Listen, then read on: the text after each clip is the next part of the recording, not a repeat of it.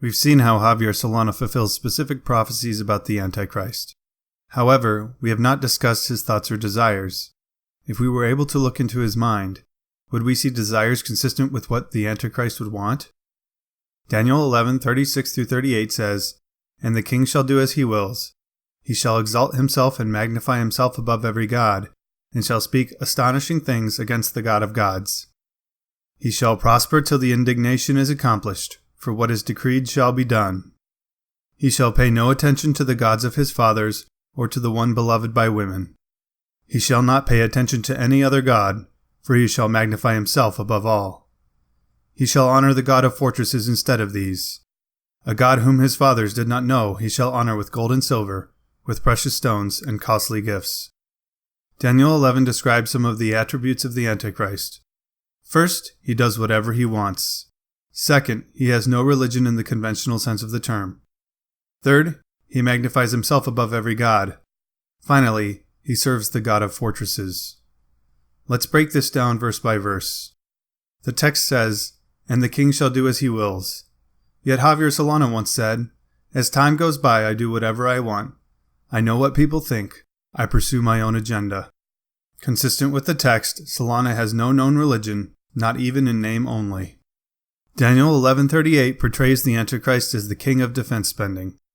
The Antichrist serves the God of fortresses with gold and silver, and precious stones and costly gifts. The passage just got done telling us that the Antichrist has no god in the traditional sense, other than himself. Therefore, the God of fortresses is a metaphor for military strength.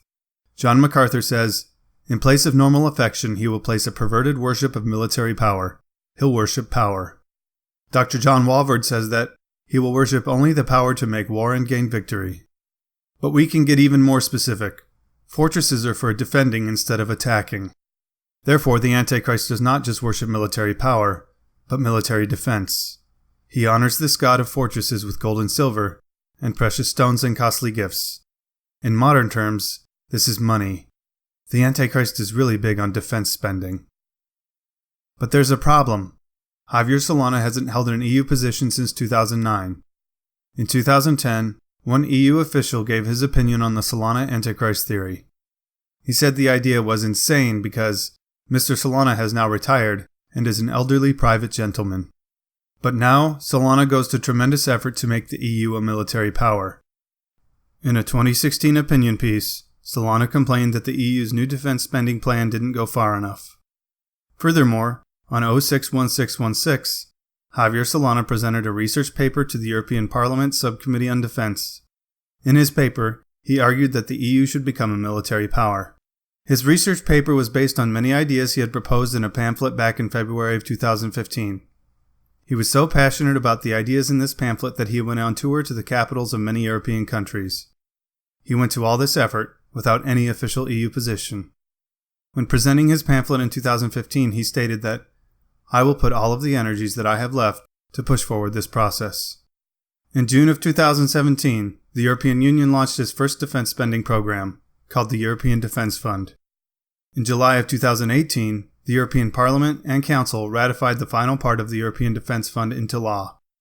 Furthermore, the Commission also announced that it would be directly managing the new program. The European Defense Fund has numerous connections to the number 666, as you can see here.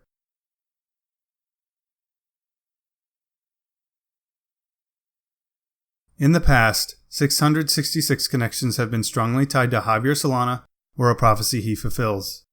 Yet the European Defense Fund has more 666 connections to it than ever. Is God trying to tell us something? Will Javier Solana come back to lead the European Defense Fund?